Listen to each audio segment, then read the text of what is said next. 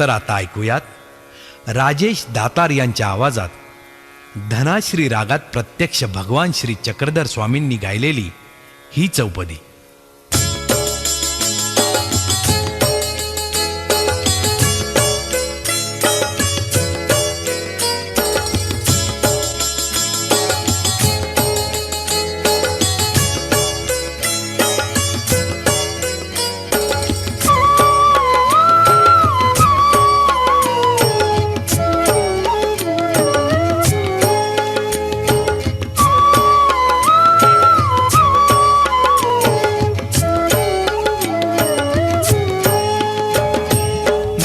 स्थानी भीडू बांधो हो जोई, जीविना काळू कळाई.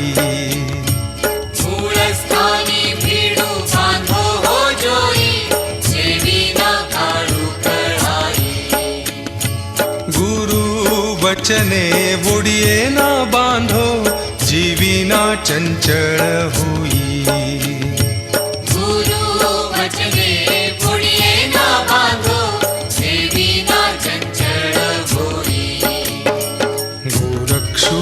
सुनी बंधी स्थिर होई, गोरक्षु सुनी बंधी स्थिर होई. जेणे तुम्ही जाया सो परी मारो बैरी आनु ना कोई. मूळ स्थानी भीडू बांधो जोई, जीविना काळू कळाई.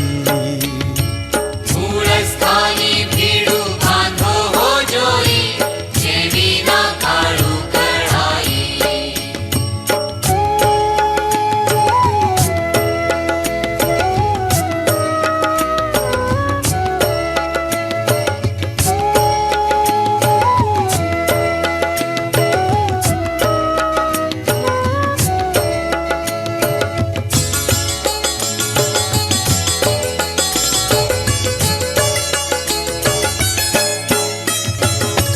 पांचै पंचायन पांचै जन हो,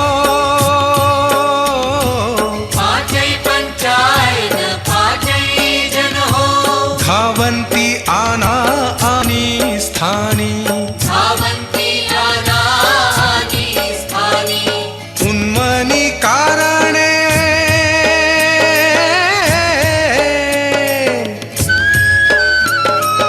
उन्मनी कारणे निज मुनिलीन ते मारिले निज स्थानी.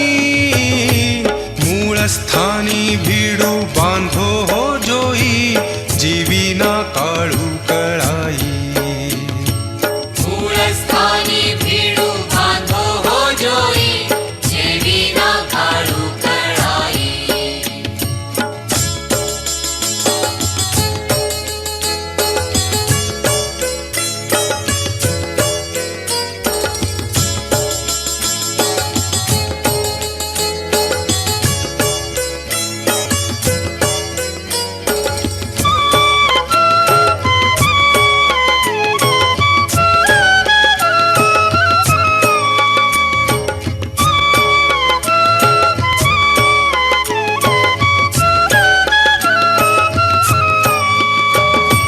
पवनु परो हो मन स्थिर करो हो,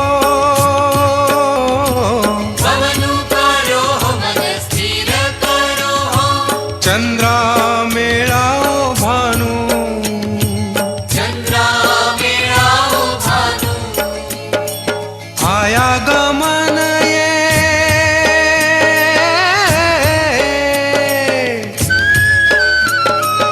आया गमन ये दुई निवारो, बुद्धी राखो आपणा. मूळ स्थानी भीडू बांधो हो जोई, जीविना काळू कळाई. मूळ स्थानी भीडू बांधो हो जोई, जीविना काळू कळाई.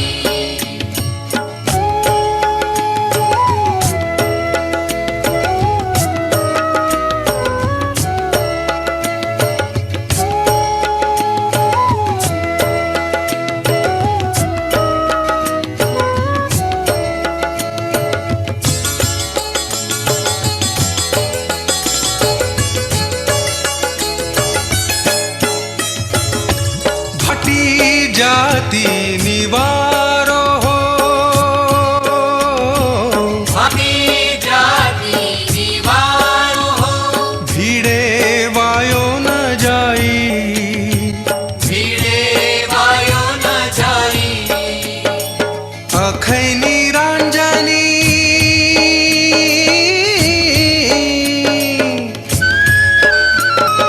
अखैनी रांजनी लो करो भावा भावना होई मूळ स्थानी भीड बांधो हो जोई जीविना काळू कळाई मूळस्थानी भीडू बांधो हो जोई जेविना काळू कळाई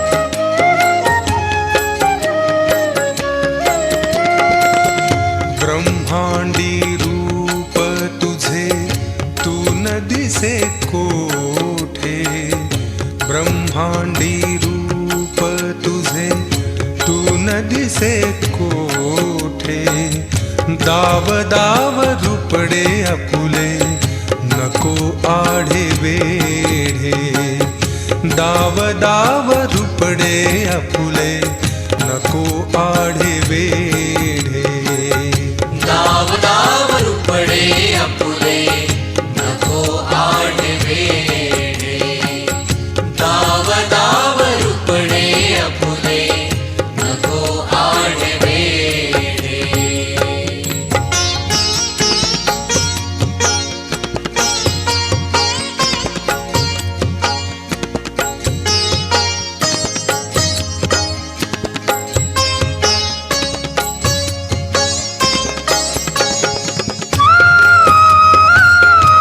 दादा, उपस्थित सर्व संत महंत आणि वासनिक हो चिंतनीच्या या रौप्य महोत्सवी अधिवेशनाचं मी अध्यक्ष व्हावं असं बाबांनी मला फोन केला तेव्हा माझी योग्यता ती नाही असं मी म्हणालो. संत महंतच आतापर्यंत अध्यक्ष झाले असंही मी म्हणालो. बाबांनी सगळ्या गोष्टींवर मला पर्याय सुचवले आणि सांगितलं की तुम्ही यायलाच पाहिजे आणि ते नाही म्हणणं बरं वाटेना. चिंतनीला मी येतच असतो. याआधीही मी वेगवेगळ्या निमित्तानं वेगवेगळ्या कारणानं चिंतनीमध्ये सहभागी झालेलो आहे. चिंतनीविषयी सुरुवातीपासूनच माझ्या मनामध्ये एक अपार आदराची भावना आहे. बाबांनी सुरू केलेले हे जे परिवर्तनाचं काम आहे त्या परिवर्तनाच्या कामामध्ये आपणाला जर सहभाग देता आला तर त्याच्या एवढी दुसरी आनंदाची काय गोष्ट आहे. म्हणून मी या उपक्रमामध्ये यावर्षी अध्यक्ष म्हणून बाबांच्या आदेशानं सहभागी होतो आहे. आज सिंधुताई सपकाळ यांना पुरस्कार वितरण होणार होतं. सिंधुताई स्वतः येणार होत्या आणि पुरस्कार स्वीकारणार होत्या पण दुर्दैवानं त्यांना देवाज्ञा झाली आणि आज त्यांच्याशिवाय आपणाला त्यांच्या प्रतिनिधीला पुरस्कार द्यावा लागणार आहे. सिंधुताई सपकाळ यांना जवळजवळ 40 वर्षापूर्वी मी पहिल्यांदा पाहिलं. जेव्हा त्यांच्या पतीनं त्यांना घरून हाकलून दिलं होतं तेव्हा यवतमाळ मार्गे त्या नांदेडला आल्या आणि नांदेडच्या जवळ गोपाळ चावडी नावाचं जे आपलं देवस्थान आहे त्या देवस्थानला आल्या आणि चैत्र पंचमीला आपल्या गोपाळ चावडीची जत्रा असते. आमच्या गावातून 10-12 गाड्या जुंपून जत्रेला आम्ही जात होतो, सगळी माणसं उपदेशी गावातली.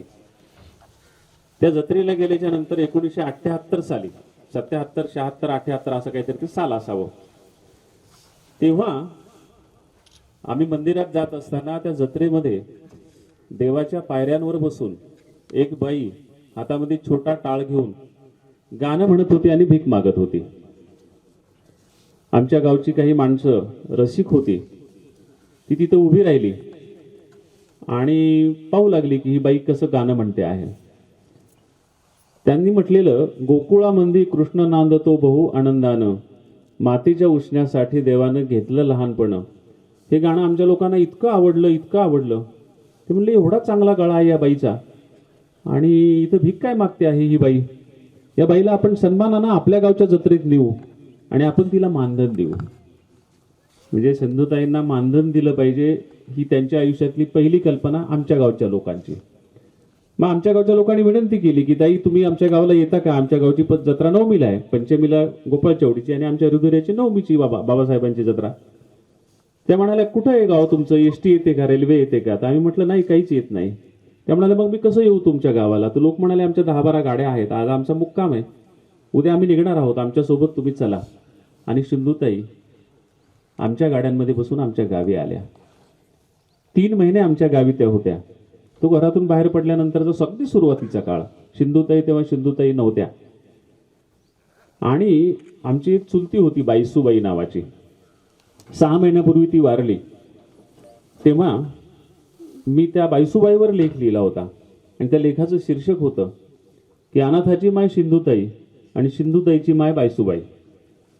आणि ती जी बाईसूबाई आहे त्या बाईसूबाईनं 3 महिने स्वतःच्या घरी ठेवून घेतलं सुरुवातीच्या काळात. माय नवऱ्यानं हाकलून दिलेली बाई आहे म्हणून त्यांच्या घरी त्या राहिल्या. आणि नंतर मरेपर्यंत त्या भागात आल्या की साडी चोळी घेऊन बाईसूबाईसाठी सिंधुताई आमच्या गावी नेहमी यायच्या.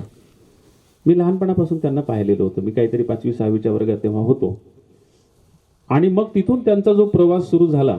मी जेव्हा हा लेख लिहिला की अनाथाची माय सिंधुताई, सिंधुताईची माय बाईसूबाई, तो सिंधुताईंनी वाचला आणि मला फोन केला आणि म्हणाले मला बाईसूबाईला भेटायला यायचं होतं पण या कोरोनानं मला लोकांनी कोंडून ठेवले, मला येता येत नाही. रडल्या त्या फोनवर. तर ते तिथून सिंधुताईचं आणि माझं ऋणानुबंध सुरू होते. तिथून त्या भुसावळला आल्या. भुसावळपासून पुढचं सगळं त्यांच्या आत्मचरित्रामध्ये आहेच. आणि एकदा वपू काळे यांनी त्यांची भेट झाली आणि त्यांचा बोलका स्वभाव पाहून त्यांच्या कविता सुरेश भट, बहिणाबाई चौधरी, पारंपरिक आपले महानुभाव आरत्या ऐकल्या त्यांनी. आणि त्यांनी त्यावेळेस आताचे हे जे साप्ताहिक आहेत ही साप्ताहिक तेव्हा नव्हती. त्यावेळेस श्री नावाचं एक साप्ताहिक होतं, ते प्रचंड लोकप्रिय होतं. त्या साप्ताहिकामध्ये वपू काळे यांनी पहिल्यांदा सिंधुताईंवर लेख लिहिला की सपकाळांची सून सिंधू असं त्या लेखाचं नाव होतं. आणि मग सिंधुताई सगळ्या महाराष्ट्राला पहिल्यांदा माहीत झाल्या. वपू काळेंनी आग्रह केला दूरदर्शनच्या लोकांना की या बाईचा कार्यक्रम दूरदर्शनवर ठेवा. तेव्हा आताच्यासारखी खंडीभर चॅनल नव्हती, फक्त दूरदर्शन, आणि ते अत्यंत लोकप्रिय होतं. मग त्यांचा दूरदर्शनवर कार्यक्रम झाला आणि मग तिथून त्या प्रचंड लोकप्रिय झाल्या. पुढं मग त्यांना जे सगळं रूप प्राप्त झालं ते रूप प्राप्त झालं.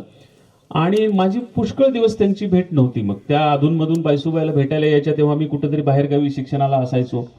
आणि नंतर मी जेव्हा लोकप्रिय कवी झालो आणि माझे महाराष्ट्रात कार्यक्रम होऊ लागले तेव्हा मग बऱ्याच वेळा सिंधुताईचा माझा सोबत कार्यक्रम असायचा.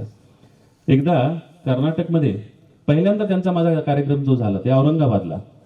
त्या कार्यक्रमाला गोपीनाथराव मुंडे, सिंधुताई सपकाळ आणि मी असे आम्ही 3 जण व्यासपीठावर होतो. आणि लहानपणाच्या नंतरची ती भेट होती. त्यानंतर कर्नाटकमध्ये बेळगाव जिल्ह्यामध्ये माचीगड नावाचं असंच एक डोंगरांनी वेढलेलं गाव आहे. त्या गावाचं नावच आहे माचीगड. ते माचीमध्ये असलेला गड ते गाव आहे. त्या गावामध्ये तिथले लोक साहित्य संमेलन घेतात. त्या साहित्य संमेलनाच्या उद्घाटक सिंधुताई होत्या आणि अध्यक्ष मी होतो. तिथे त्यांची आमची भेट झाली. लॉजवर आम्ही सोबत होतो आणि नंतर मग अधूनमधून भेटी होत राहिल्या.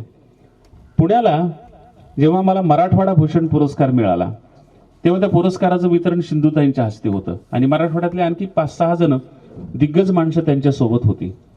आणि सिंधुताई जेव्हा बोलायला उभ्या राहिल्या तेव्हा म्हणाल्या की फार मोठी मोठी माणसं व्यासपीठावर उपस्थित आहेत पण मी एकच नाव घेणार आहे, तो म्हणजे माझा बाळ इंद्रजित, असं म्हणून त्यांनी त्यांच्या भाषणाला सुरुवात केली होती. ते भाषण युट्यूबवर उपलब्ध पण आहे. कोरोना सुरू झाल्याच्या नंतर त्या अस्वस्थ होत्या. त्यांना फिरता येत नाही, कारण फिरणं हेच त्यांचं जीवन होतं. त्यांना फिरता येत नाही म्हणून त्या अस्वस्थ होत्या. पण काही गोष्टी चांगल्या पण होत्या. मग त्यांना मी लिहायला सांगितलं. एक दिवस त्यांचा फोन आला मला की अरे इंद्रजित, तुझी किती पुस्तकं प्रकाशित झालीत बाबा. मी म्हटलं 30 पुस्तकं प्रकाशित झालीत. मग मला तू एकही दिलं नाहीस आतापर्यंत. म्हटलं ताई तुम्हाला कुठं वेळ असतो वाचायला. नाही रे म्हणाले, आता मला वेळ आहे वाचायला. मी आता तुझं तिफन साज नावाचं पुस्तक वाचलं आणि मला अशी इच्छा निर्माण झाली की तुझी 30च्या 30 पुस्तकं वाचावीत. तर आता मला पाठवून दे, मी घरीच बसलेली आहे. पण त्यावेळेस पोस्टही बंद होतं, सगळंच बंद होतं, मला ते काही पाठवणं झालं नाही. आणि मग बाईसुबाईंच्या निधनानंतर मी लिहिलेला तो जो लेख होता फेसबुकवरचा तो वाचून त्यांचा फोन आला. अशा त्यांचं आमचं लहानपणापासूनचं म्हणजे 40 वर्षापासूनचे ऋणानुबंध होते. म्हणजे मराठवाडा भूषण पुरस्कार त्यांच्या हस्ते मला मिळाला आणि योग आला असता तर आज चिंतनेचा पुरस्कार माझ्या हस्ते बाबा म्हणाले त्यांना द्यायचा होता आणि खूप मजा आली असती. खूप वेगळ्या पातळीवर आपणाला सिंधुताईला अनुभवता आलं असतं. 45वरला जर झालं असतं हे तर आणखी वेगळं, आणि जर त्या जिवंत राहिल्या असत्या आणि आपली झाली असती ही चिंतनी इथं, तर इथं सुद्धा त्या आल्या असत्या. कारण बाबांविषयी त्यांना खूप आदर होता, परम आदर होता. आणि त्यांना असं वाटायचं की असं काहीतरी पंथानं करायला पाहिजे जे त्या करत होत्या पण इतर कुणी करत नव्हतं, आणि ते करू देत नाहीत त्यांना म्हणून त्या पंथापासून दूर गेल्या होत्या. आणि बाबा पंथात राहून आणि पंथाला धरून आणि सगळे आचरण नियम पाळून सुद्धा हा पंथ पुढे नेण्यासाठी वेगवेगळे प्रयोग करतायत म्हटल्यावर त्यांना आनंद वाटला होता. सिंधुताईंना असं वाटलं की जे मला करता आलं नाही, मला पंथापासून दूर जाऊन जे करावं लागलं, तो माणूस हा पंथात राहून तेच काम करतो आहे. याच्यामुळं बाबांच्या विषयी त्यांना खूप आदर होता आणि त्या आदरापोटी त्या नक्कीच इथं सहज आल्या असत्या. पण ते येऊ शकल्या नाहीत. सुरुवातीला तुम्ही श्रद्धांजली पण अर्पण केली, बाबांचं आणि माझं बोलणं पण व्हायचं. सिंधुताईंचा स्वभाव, त्यांचं थोडंसं नखरेल बोलणं, ह्या गोष्टी आपल्या पंथीयांना आवडल्या नव्हत्या. ठीक आहे, जे काय असेल ते असेल. पण जेव्हा त्यांचं निधन झालं आणि त्यांनी सांगितलं की महानुभाव पद्धतीनं मला दफन करा, त्यावेळेस सगळ्यात जास्त जर कुणाला आनंद झाला असेल तर बाबू शास्त्रींना झाला. आणि तो आनंद व्यक्त करण्यासाठी बाबांनी मला लगेच फोन केला. अहो, सिंधुताईंनी सांगितलंय की माझं अंत्यसंस्कार महानुभाव पद्धतीनं करा. पहा त्यांची किती महानुभाव पंथावर श्रद्धा होती, मरताना देखील त्या महानुभाव पंथाला विसरल्या नाही.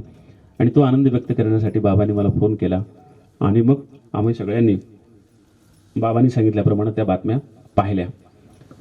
मित्र हो, चिंतनीमध्ये मी याआधी वेगवेगळ्या विषयावर बोललेलो आहे. पहिल्यांदा मी करमाडला बहिणाबाई चौधरींच्या कवितांवर बोललो आणि विलक्षण अनुभव होता. हजारो लोक, काय काय गोष्टी, कितीतरी मी इतका रमून जायचो चिंतनीमध्ये. त्यावेळेस मला आठवतं चिंतनीचं रूप करमाडला झालेल्या पहिल्या चिंतनीत मी जे सहभागी झालो ते हजारो लोक होते, जवळजवळ 20,000 लोक होते. आणि तिथं मी जो कार्यक्रम केला, मला असं वाटलं की सगळे महानुभाव लोक येणार आहेत. बाबांना म्हटलं, बाबा काय विषयावर बोलू? ते म्हणजे तुम्ही तुमच्या विषयावर बोला, काय बोलायचं ते. मी म्हटलं महानुभाव पंथाशी संबंधित विषय. म्हणाले असं काही नाही, आमच्या चिंतनीमध्ये सर्व विषयावर भाषणं होतात, तुम्हाला हवा तो विषय बोला. मी म्हटलं सर्वसामान्य खेड्यातली माणसं येणार आहेत, आपण बहिणाबाईवर बोलू.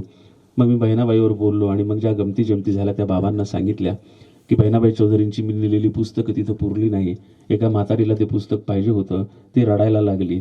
आणि मग आमच्या सहकाऱ्यांनी प्रवीणपुरी समोर बसलेला आहे, त्याने विचारलं की आजीबाई तुम्हाला वाचता येतं का? ती म्हणली नाही बाबा मला वाचता येत नाही. म्हटली मग तुम्हाला पुस्तक कशाला पाहिजे होतं? नाही म्हणे मी ते माझ्या नातवापासून वाचून घेणार होते. आणि रडायला लागला मला पुस्तक पाहिजे म्हणून. तर तेवढ्यामध्ये आपल्या खानदेशमधलेच जळगावकडचे कोणीतरी उपदेशी ग्रस्त होते, त्यांनी ते पुस्तक विकत घेतलं होतं. ते विकत घेतलेलं पुस्तक त्या आजीला दिलं त्यांनी. ते म्हणाले आजी हे राहू द्या तुमच्याकडं, मी पुन्हा मागून घेईल. आणि मग त्या माणसानं माझ्या या मित्राकडे पैसे दिले आणि पोस्टानं ते पुस्तक मागून घेतलं. असा विलक्षण अनुभव, असे कितीतरी अनुभव. आणि नेवाशाला जेव्हा ही चिंतनी झाली तेव्हा त्या चिंतनीमध्ये मी केलेलं जे भाषण होतं, नेमाडे सरांविषयी मी जे बोललो होतो, मी ज्या काही कविता म्हटल्या होत्या माझ्या, ते पाहिल्याच्या नंतर मी जायला निघालो आणि माझ्या गाडीत बसणार, दार लावणार, तर एक म्हातारी बाई धावत धावत आली. म्हणाली थांब थांब थांब थांब, गाडीचं दार लावू नको. म्हटलं काय? तर मग म्हणाला तू खाली ये गाडीच्या. मी गाडीच्या खाली आलो. मला म्हणाला खाली बस तू. म्हटलं इथं रस्त्यावर. म्हणाला बस तू खाली. आणि त्या बाईनं माझ्यावरून पदर उतरला, काहीतरी मंत्र म्हटले. म्हटलं काय चाललंय आजी तुमचं? त्या म्हणाले बाबा तू इतकं चांगलं भाषण केलंस की तुला नक्की दिष्ट होईल, घरी गेल्यावर तू बिमार पडशील म्हणल्या, म्हणून तुझी दिष्ट उतरायली, दिष्टीचा मंत्र टाकायले तुझ्यावरून. असा एक विलक्षण अनुभव. तर मग बस बाबा बस असं मी म्हणाल्यावर बाबांनी मला चेष्टेत म्हटलं होतं की त्या शिक बाबा शिक म्हणल्या नाही का, म्हणल्या तुम्हाला बस बाबा बस म्हणाल्या का? कारण शिक बाबा शिक माझी लोकप्रिय कविता आहे. असे कितीतरी विलक्षण अनुभव चिंतनीने इतिहास घडवलेला आहे. आणि मग 22वी चिंतनी आमच्या परभणीला व्हावी असं बाबांनी म्हटल्यानंतर मी चिंतनीचं जे रूप पाहिलं होतं नेवाशाचं, 35 लाख रुपये खर्चून कडू पाटलांनी चिंतनीचा जो खर्च केला होता, जो व्याप मांडला होता, म्हटलं बाबा आमच्या परभणीला हे शक्य नाही, याच्यापेक्षा खाली आता चिंतनी यायला नको, परभणीला नका घेऊ. मी परभणीचा असू नये म्हटलं, नाही तेवढी माणसं तिथं. बाबा म्हटले तुम्ही चिंता करू नका. बाबांचा विश्वासच होता आणि तो विश्वास जागोजागी सार्थ झालेला आहे. परभणीची चिंतनी ऐतिहासिक झाली. विलक्षण उंचीवर गेलेली होती, सगळे कार्यक्रम वगैरे खूप मजा आलेली होती. थोडासा नियोजनामध्ये संयोजनामध्ये मलाही सहभाग घेता आला. तिथं मला चिंतनीचा पुरस्कार मिळाला आणि माझे एक सहकारी प्राध्यापक गणेश मारेवाड म्हणून प्राध्यापक आहेत मराठीचे, मला माहीतही नव्हतं. ते म्हणाले, सर मी चिंतनीमध्ये 3ही दिवस समोर बसलो होतो आणि सगळी भाषणं मी माझ्या मोबाईलमध्ये टेप करून घेतलेली आहेत. अरे वा म्हटलं, फारच चांगलं काम केलं तुम्ही. म्हटलं तुम्ही आता एक गोष्ट करा, ही सगळी भाषणं तुम्ही लिहून काढा. आणि त्या आमच्या गणेश मारेवाड सरांनी ती सगळी भाषणं लिहून काढली आणि चिंतनीतले चिंतन या नावानं एक छानपैकी 250 पानांचं पुस्तक प्रकाशित केलं. आणि त्या पुस्तकाच्या प्रकाशनालाही बाबा आले होते. आणि मग तिथून असा विचार आला होता की प्रत्येक चिंतनीमध्ये जे जे होईल त्याचं डॉक्युमेंटेशन करावं, कारण हे एवढी मोठी ऐतिहासिक कामं होत आहेत. आपण जर लिहून ठेवलं नाही, पुरावे मागं ठेवले नाही, तर पुढच्या पिढीला हे कळणार नाही. असं ठरवलं होतं. पण त्याच्यानंतरच्या चिंतनीमध्ये वेगवेगळी संकटं येत गेली ह्या कोरोनामुळं, ती अजूनही संपलेली नाहीत. त्याच्यामुळं पुढच्या चिंतनीमध्ये तो प्रकल्प आम्हाला करता आला नाही. अध्यक्षीय भाषण काय करावं हा माझ्या समोरचा प्रश्न होता. आणि मग मी ठरवलं की आपण काही गोष्टी ज्या कडव्या आहेत त्या आपण बोलूयात पंथाच्या दृष्टीनं. मी रात्रीच बाबांशी चर्चा करणार होतो, जर एकत्र असतो आम्ही, की बाबा हे मुद्दे मी बोलू का नको, मग तो तुम्हीच सांगा मला. पण मला काही चिंता म्हणजे बाबांशी चर्चा करता आली नाही. पण तरीही ते मुद्दे मी तुमच्यासमोर आज मांडतो आणि आपणाला काय करता येईल या दृष्टीनं ते आपण पाहूयात. जे वेगवेगळ्या गोष्टी मला असं वाटतं की करायला पाहिजे महानुभाव पंथांनी, महानुभाव ग्रहस्थांनी, महानुभाव विद्वानांनी, त्या संदर्भात मी थोडंसं बोलणार आहे. आपण बऱ्याच गोष्टी करत नाही. आपला सगळ्यात मोठा प्रॉब्लेम, सगळ्यात मोठा प्रश्न आपल्या पंथाचा असा आहे की आपण सुरुवातीपासून ईश्वर, पंचअवतार यांच्या व्यतिरिक्त कशावरच लिहायचं नाही आणि कशावरच बोलायचं नाही असं जे ठरवलेलं होतं सुरुवातीपासून, त्याच्यामुळं आपल्या पंथाचं खूप नुकसान झालंय. पंचअवतारांवर बोला, त्यांचं चिंतन करा, त्यांचं स्मरण करा, हवं तेवढं करा, पण त्याच्यासोबत इतरही गोष्टी आपण करायला हव्यात. आपल्या संत महंतांवर आपण लिहायला हवं. देवांवर लिहा, पण संत महंतांवर लिहा, त्यांची व्यक्तिचित्र लिहा, त्यांच्या संदर्भामध्ये तुम्ही भरपूर गोष्टी लिहायला पाहिजेत. आणि या प्रत्येक गोष्टींची सुरुवात बाबा करून देत आहेत, बाबूशास्त्री बाबा करून देत आहेत. त्यांनी मागच्या वर्षी जी 3-4 पुस्तकं काढली, अत्यंत तपस्वी, कठोर तपश्चर्या करणारे, अत्यंत विद्वत्तेची साधना करणारे, अलिप्त राहून जीवन व्यतीत करणारे असे जे आपले संत म्हणत आहेत, अशा जवळजवळ 7-8 संतांच्या विषयी बाबांनी पुस्तकं लिहिलेली आहेत. बाबा एकटे किती पुरे होतील, त्याच्यामुळं सगळ्यांनी ते लिहायला पाहिजे. आपापल्या संतांनी लिहायला पाहिजे, महंतांनी लिहायला पाहिजे, ग्रहस्थांनी लिहायला पाहिजे. फेसबुकवर सतत घडलेल्या घटनांविषयी आपण मजकूर टाकत राहायला पाहिजे. लोकांच्या समोर सतत आपण जात राहायला पाहिजे. त्यामुळे संत महंतांची व्यक्तिचित्र लिहावीत, गुणदोषासह लिहावीत. एखाद्यानं दोष दाखवले तर तू असं का लिहिलंस म्हणून त्याच्यावर पंथानं बहिष्कार घालू नये असं मला वाटतं. कारण आपण लगेच उसळतो आणि बहिष्काराची सुरुवात करतो. दोष असतील तर दाखवू द्या ना. त्यांना दाखवलेले दोष चुकीचे असतील तर तुम्ही पुन्हा काहीतरी लिहून ते दोष कसे चुकीचे आहेत ते दाखवा. त्याच्यामुळं लेखनामधून व्यक्त होणं, गुणदोषासह व्यक्त होणं, असंच का लिहिलं असा विरोध न करणं असं म्हणू नका. आणि ह्याची सुरुवात शास्त्री बाबांनी करून दिलेली आहे. शक्य झालं तर सामाजिक उपक्रमामध्ये सुद्धा आपण सहभागी व्हायला पाहिजे. कारण सिंधुताई सपकाळ आणि दत्ताबापूंचंही सुंदर व्यक्तिचित्र बाबांनी स्वतंत्र पुस्तक लिहिलं, हातगावचे, नांदेड जिल्ह्यातले. तर असं काही सामाजिक उपक्रमात आपणाला सहभागी होता येतं का? कारण चक्रधर स्वामींची जी दखल आहे ती दखल आज सामाजिक उपक्रमासाठीच घेतली जाते. सार्वजनिक जीवनामध्ये, पंथाच्या बाहेर चक्रधर स्वामींनी जी एक सामाजिक भूमिका घेतली, संपूर्ण समाजामध्ये परिवर्तन करण्याची भूमिका घेतली, त्याच्यासाठी घाव झेलले, ही जी चक्रधर स्वामींची भूमिका होती, या भूमिकेसाठीच स्वामी आज पंथाच्या बाहेर ओळखले जातात. ही एवढी मोठी परंपरा स्वामींनी स्वतः घालून दिलेली असताना आपण त्या परंपरेपासून दूर का राहिलो? आणि जी माणसं त्या परंपरेनं जायला लागली, सिंधुताई सारखी, दत्ताबापू सारखी, त्यांना आपण विरोध का केला? त्याच्यामुळं आपला पंथ पुढे जाण्याच्या ऐवजी स्थिर राहिला, मागं राहिला. म्हणजे तुलनेत इतर पंथांच्या दृष्टीनं आपणाला कुणाशी स्पर्धा करायची नाही, आपणाला कुणाचा द्वेष करायचा नाही, पण चांगल्या अर्थानं आपला पंथ जास्तीत जास्त लोकांपर्यंत, आपला विचार जास्तीत जास्त लोकांपर्यंत जावा, ही आपली कायम भूमिका असली पाहिजे.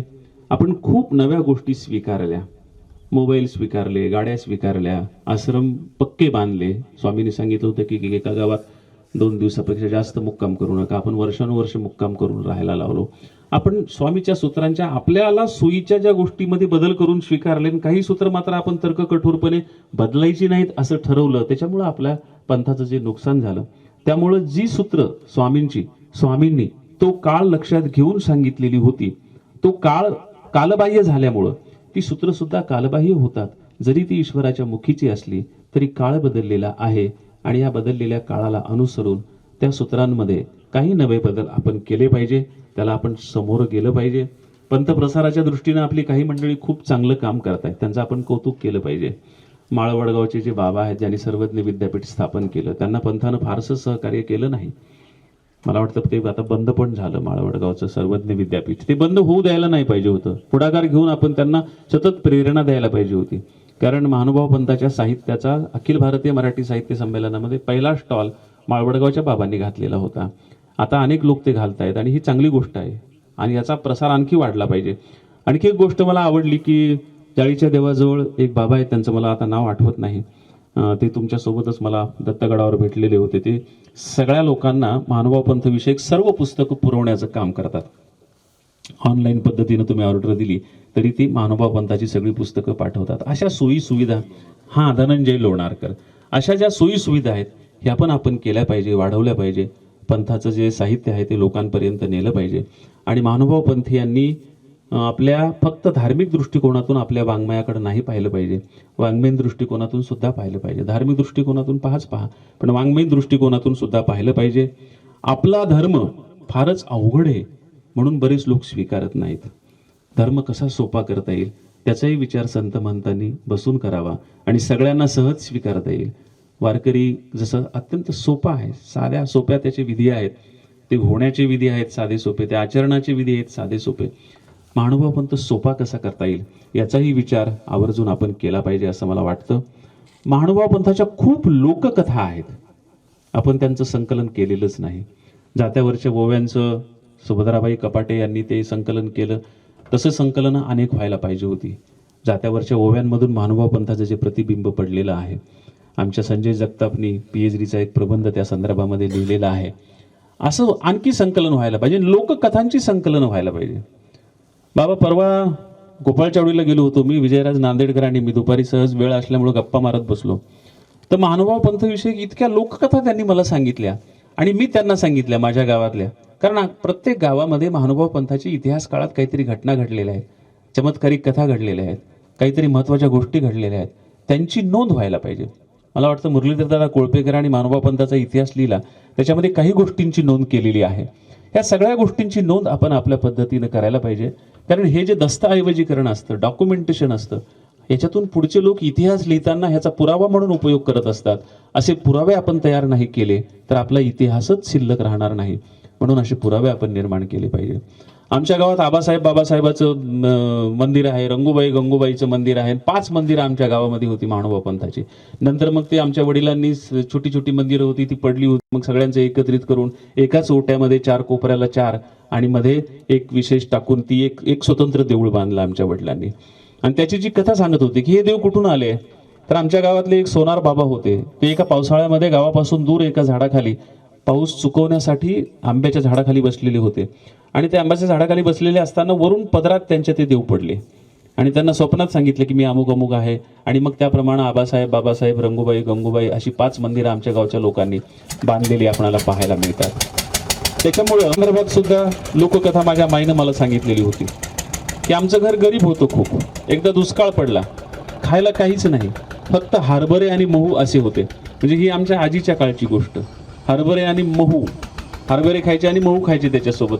नुसते हरभरे पचत नाहीत म्हणून थोडे थोडे महू शेतामध्ये पिकतात, हरभरे शेतामध्ये पिकतात, तेवढेच होते. ते खात होते. आणि 2 भिक्षुक आले, त्यांनी भिक्षा मागितली तर घरात द्यायला काही नाही. मग आमच्या आजीनं सांगितलं की बाबा आमच्या घरात काही नाही हो, फक्त हरभरे आणि महू आहेत. तर बाबा म्हणाले आम्ही फार दिवसाचे आम्ही भिकारी आहोत, आम्हाला मागच्याही 2 गावामध्ये भिक्षा मिळाली नाही, आम्हाला काहीही द्या आम्ही खाऊ, फक्त ते अहिंसक असावं. तर मग आमच्या आजीनं त्यांना 2-2 मूठ हरभरे दिले आणि 2-2 मूठ महू दिले. ते महू त्यांनी खाल्ले आणि हरभरे खाल्ले, पाणी पिलं आणि दुसऱ्या दिवशी ते पूर्णेला निघून गेले. आणि आमच्या गावचा एक हैबती म्हणून दलित समाजाचा माणूस पाठाळ घेऊन जायचा. तो पाठाळ घेऊन तिथे गेलेला होता. तर त्या साधूंनी पूर्णेच्या बाजारातून 2 पायल्या ज्वारी आणि 1 केळाचा डझन त्या पाठाळाजवळ दिला. आणि त्या पाठाळानं हैबतीनं गावात घरी येऊन सांगितलं की बाबा, काल तुमच्याकडे जे साधू आले होते त्यांनी ही तुम्हाला 2 पायल्या ज्वारी दिलेली आहे आणि हे केळाचा 1 डझन दिलेला आहे, कारण आमच्या गावात केळीच पिकत नसे. केळाचा 1 डझन दिलेला आहे. मग आमची आई तेव्हा नुकतीच लग्न होऊन घरात आलेली होती. मग आमची आई सांगते की तेव्हापासून पुढं कधीही उपाशी राहायची वेळ आपल्या घराला आली नाही, किंबहुना आपल्या घराची खूप प्रगती होत गेली तेव्हापासून. अशा ज्या लोककथा आहेत गावोगावच्या, त्यांची नोंद झाली पाहिजे, घराघरातल्या त्यांची नोंद झाली पाहिजे, कारण हाही एक इतिहासाचा भाग आहे. त्याच्यामुळे तुम्ही ती नोंद करायला पाहिजे. मला बाबाने अनेक लोककथा सांगितल्या, विजयराज बाबांनी. त्यांना मी हे सांगितलं की बाबा तुम्ही यांचं संकलन करा, कारण ते स्वतः सध्या देवपूजेचं संकलन करत आहेत. संपूर्ण पंथामध्ये कुठं कुठं कोणकोणते विशेष आहेत, कोणते खरे आहेत, कोणते खोटे आहेत, कोणते कसे आहेत, त्याचा सगळा तपशीलवार इतिहास ते लिहित आहेत. त्यांना म्हटलं ह्याच्या सोबतच तुम्ही ह्या सगळ्या लोककथा पण जमा करा. पण त्यांच्यावर एकट्यावरच सगळी कामं टाकण्याच्या ऐवजी आपण वेगवेगळ्या लोकांनी आपणाला वाटतील तशी कामं आपण करत राहिलं पाहिजे. उपदेशी मुलांनी लेखन प्रवृत्त झालं पाहिजे, उपदेशाच्या मुलांनी लिहिलं पाहिजे. आणि ते फक्त पंथीय दृष्टिकोनातून नव्हे तर वाङ्मयीय दृष्टिकोनातून, कारण साहित्यात जीवन दर्शनासाठी सूत्रांचा जर वापर करावा, वारकरी लोक जेव्हा कथा कादंबऱ्या लिहितात तेव्हा भरपूर मोठ्या प्रमाणामध्ये ते अभंग आणि ओव्यांचा उपयोग करतात जीवन दर्शनासाठी सामान्य माणसाच्या. तसा सूत्रांचा उपयोग सामान्य माणसाच्या जीवन दर्शनासाठी लेखकांनी कुणी फारसा केलेला नव्हता. पहिल्यांदा भालचंद्र नेमाडे, ज्यांना ज्ञानपीठ पुरस्कार मिळाला, त्यांनी अशी सूत्र वापरली होती आपल्या लेखनामध्ये त्यांच्या जीवनाचं दर्शन घडवण्यासाठी. ते स्वतः वारकरी होते, त्यांचे वडील वारकरी होते, पण आईकडून त्यांना महानुभाव पंथाचा वारसा होता. डोंगर सांगवी नावाचं जे जळगाव जिल्ह्यामध्ये यावलजवळ गाव आहे, तिथले नेमाडे सर आहेत. त्यांनी ज्या पद्धतीनं हे सगळं केलं, तसं जर केलं असतं त्याचा प्रभाव किती पडला माहिती आहे का? कारण प्रत्येक पुस्तकाच्या सुरुवातीला चक्रधर स्वामीचं एक सूत्र ते टाकतात.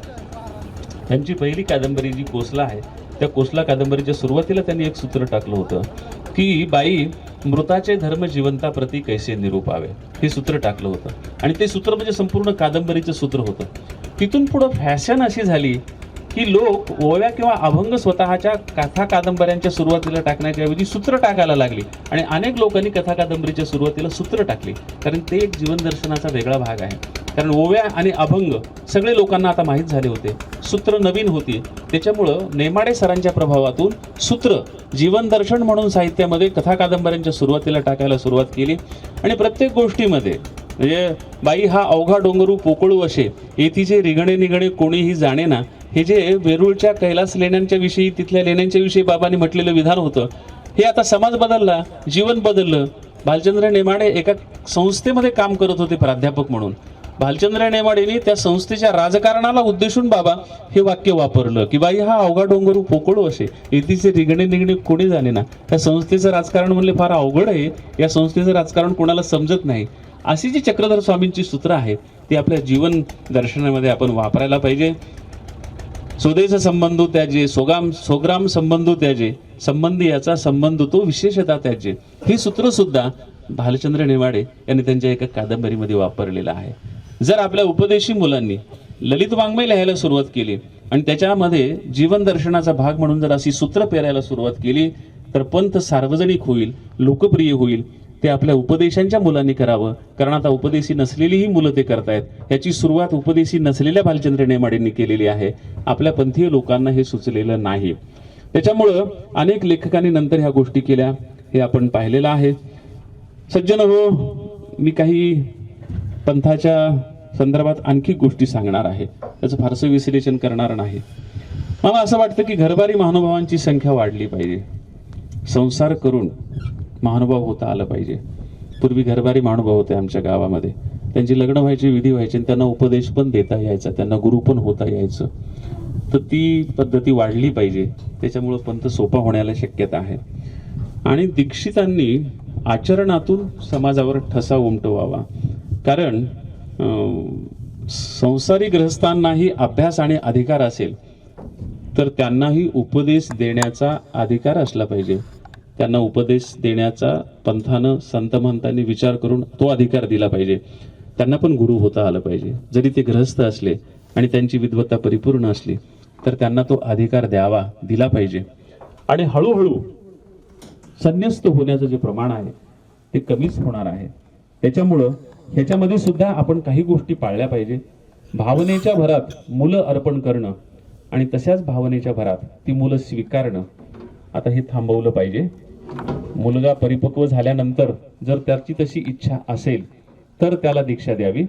जरी त्याला लहानपणी तुम्हाला अर्पण केलेलं असेल आईबाप वारले म्हणून, तरी तुमच्या मठात राहिला म्हणून आणि तुम्ही त्याला खूप मोठं केल्याच्या नंतर सुद्धा त्याच्यावर अधिकार गाजवू नका. फार तर तुम्ही सुरुवातीपासून त्याच्यावर तुमच्या आचरणानं असे संस्कार करा की त्याला मला संन्यासीच व्हायचं असं वाटलं पाहिजे.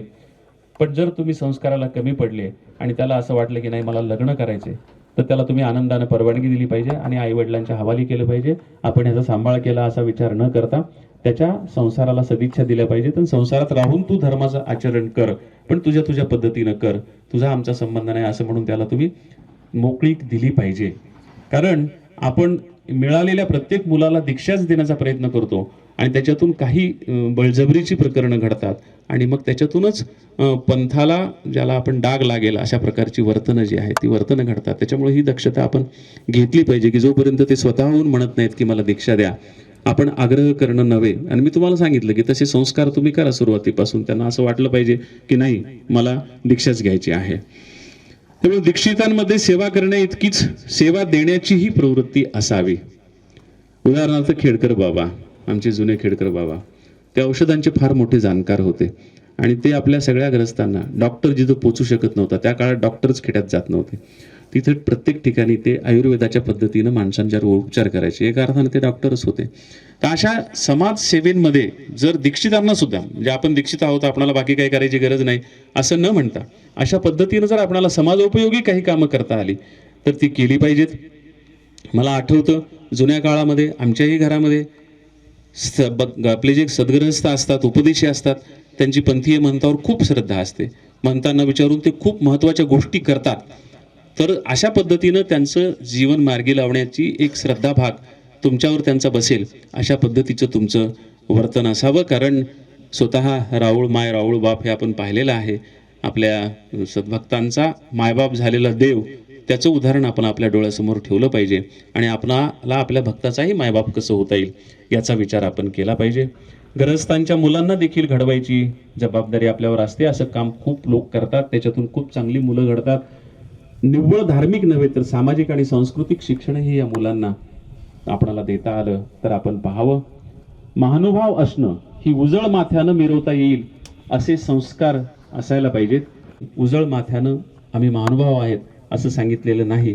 का सांगितलं नाही, त्यांच्या काय अडचणी होत्या त्या अडचणी लक्षात घेऊन इथून पुढच्या पिढ्यांना तशा अडचणी येणार नाहीत आणि उजळ माथ्यानं सार्वजनिक जीवनामध्ये मी महानुभाव पंथाचा आहे असं सांगण्याचा त्यांना प्रेमानं किंवा परिवर्तन केलं पाहिजे.